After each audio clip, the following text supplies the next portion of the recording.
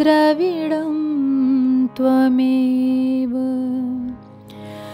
त्वमेव सर्वं मम देव देवा।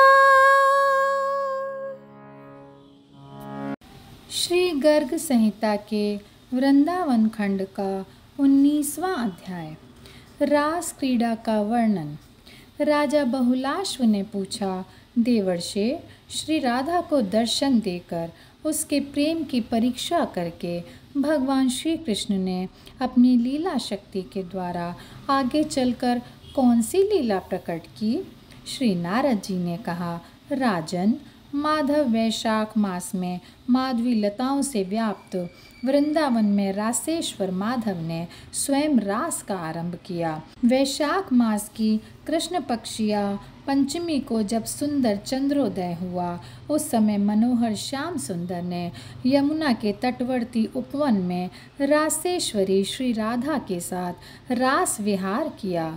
मिथिलेश्वर, इसके पूर्व गोलोक से जिस भूमि का पृथ्वी पर अवतरण हो चुका था, वह सब की सब तत्काल स्वर्ण तथा पद्मराग मणि से मंडित हो गई। वृंदावन भी दिव्य रूप धारण करके कामपूरक कल्प वृक्षों तथा माधवी लताओं से समलंकृत हो अपनी शोभा से नंदनवन को भी तिरस्कृत करने लगा। राजन, रत्नों के सोपानों और स्वर्ण निर्मित तोलिकाओं से मंडित तथा हंसों और कमल आदि के पुष्पों से व्याप्त यमुना नदी की अपूर्व शोभा हो रही थी। गिरिराज गोवर्धन राज के समान शोभा पाता था। जैसे गजराज के गंड स्थल से मद की धाराएं झड़ती हैं और उस पर भ्रमरों की भीड़ लगी रहती है, उसी प्रकार गिरिराज की घाटियों से जल के निर्झर प्रवाहित होते थे और सुंदरी दरियों, कंदराओं तथा भ्रमरियों से वह पर्वत व्याप्त था। वहाँ विभिन्न धातुओं की जगह नाना प्रकार के रत्न उद्वासित होते थे। उसके रत्नमय शिखरों की दिव्य दीप्ति सब ओर प्रकाशित हो रही थी। वह पक्षियों के कलरव से मुखरित तथा लता पुष्पों से मनोहर जान पड़ता था। गिरिराज के चारों ओर समस्त निकुंज दिव्य रूप धारण करके सुशोभित होने लगे। सभा मंडपों से मंडित वीथियाँ, प्रांगण और खम्भों की पंक्तियाँ उनकी शोभा बढ़ाने लगीं। नरेश्वर, फहराती हुई दिव्य पताकाएं, स्वर्णमय कलश तथा पुष्पमय मंदिरों में विद्यमान श्वेतारुण पुष्पदल उन निकुंजों को विभूषित कर रहे थे। उन सब में वसंत ऋतु की माधुरी भरी थी। वहाँ कोकिल और सारस अपने मीठे मीठे बोल सुना रहे थे। जहाँ तहाँ सब और कबूतर और मोर आदि पक्षी कलरव करते थे। श्री राधा कृष्ण की पुण्यमयी गाथा का गान करते हुए टूट पड़ने वाले मधुमक्त भ्रमरों से सभी कुंज विशेष शोभा पाते थे। यमुना पुलिन पर सहस्त्रदल कमलों के पुष्प पराग को बार बार बिखेरता हुआ शीतल मंद सुगंध समीर प्रवाहित हो रहा था। इसी समय बहुत सी गोपांगनाएं श्री कृष्ण की सेवा में उपस्थित हुईं। कोई गोलोक निवासिनी थी, कोई शैया सजाने में सहयोग करने वाली थी, कोई श्रृंगार धारण कराने की कला में कुशल थीं, तो कोई द्वारपालिका थीं। कुछ गोपियाँ पार्षद नाम धारणी थीं, कुछ छत्र चंवर धारण करने वाली सखियाँ थीं, कुछ पुष्पों के आभूषण धारण करने वाली थीं और कुछ श्री वृंदावन की रक्षा में नियुक्त थीं। कुछ गोवर्धन वासिनी, कुछ कुंज विधायिनी और कुछ निकुंज निवासिनी थीं। कोई नृत्य में निपुण और कोई वाद्य वादन में प्रवीण थीं। नरेश्वर, उन सब के मुख अपने सौंदर्य माधुर्य से चंद्रमा को भी लज्जित करते थे। वे सब की सब किशोरावस्था वाली तरुणियाँ थीं। इन सब के 12 यूथ श्री कृष्ण के समीप आए। इसी प्रकार साक्षात यमुना भी अपना यूथ लिए आईं।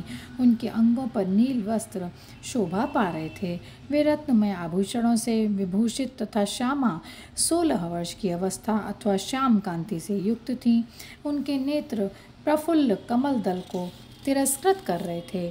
उन्हीं की तरह जंगुपुत्री गंगा भी यूथ बांधकर वहां आ पहुंची।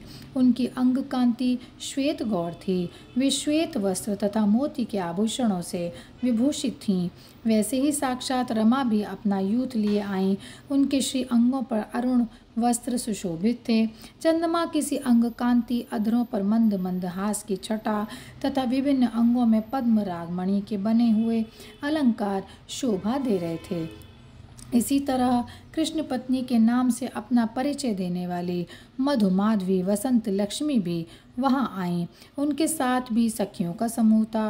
वे सब की सब प्रफुल्ल कमल की सी अंग कांति वाली पुष्पहार से अलंकृत तथा सुंदर वस्त्रों से सुशोभित थीं। इसी रीति से साक्षात विरजा भी सखियों का यूथ लिए वहां आईं। उनके अंगों पर हरे रंग के वस्त्र शोभा दे रहे थे। वे गौर वर्णा तथा रत्नमय अलंकारों से अलंकृत थीं। ललिता, विशाखा और लक्ष्मी के भी यूथ वहां आए। इसी प्रकार अष्ट सखियों के, षोडश सखियों के तथा 32 सखियों के संपूर्ण यूथ भी वहां आ पहुँचे। राजन, भगवान श्याम सुंदर श्री कृष्ण उन युवती जनों के साथ रास मंडल की रंगभूमि में बड़ी शोभा पाने लगे। जैसे आकाश में चंद्रमा ताराओं के साथ सुशोभित होता है, उसी प्रकार श्री वृंदावन में उन सुंदरियों के साथ श्री कृष्णचंद्र की शोभा हो रही थी। उनकी कमर में पीताम्बर कसा हुआ था। वे नटवेश में सबका मन मोह लेते थे। उनके हाथ में बेंत की छड़ी थी। वे वंशी बजाकर उन गोप सुंदरियों की प्रीति बढ़ा रहे थे। माथे पर मोरपंख का मुकुट, वक्षस्थल पर पुष्पहार एवं वनमाला तथा कानों में कुंडल, यही उनके अलंकार थे। रति के साथ रतिनाथ की जैसे शोभा होती थी, उसी समय रास मंडल में श्री राधा के साथ राधा वल्लभ की हो रही थी। इस प्रकार सुंदरियों के आलाप से संयुक्त होकर साक्षात श्रीहरि अपनी प्रिया राधा के साथ यमुना के पुण्य पुलिन पर आए। उन्होंने अपनी प्राण वल्लभा का कमल की सी आभा वाला हाथ अपने कर कमल में ले रखा था। सुंदर जल वाली यमुना के मनोहर तीर पर उन सुंदरियों के साथ श्याम सुंदर थोड़ी देर बैठे रहे। फिर मधुर मधुर बातें करते हुए अपने प्रिय वृंदा विपिन की शोभा निहारने लगे। वे श्री राधा के साथ चलते और हास विनोद करते हुए कुंजवन में विचरने लगे।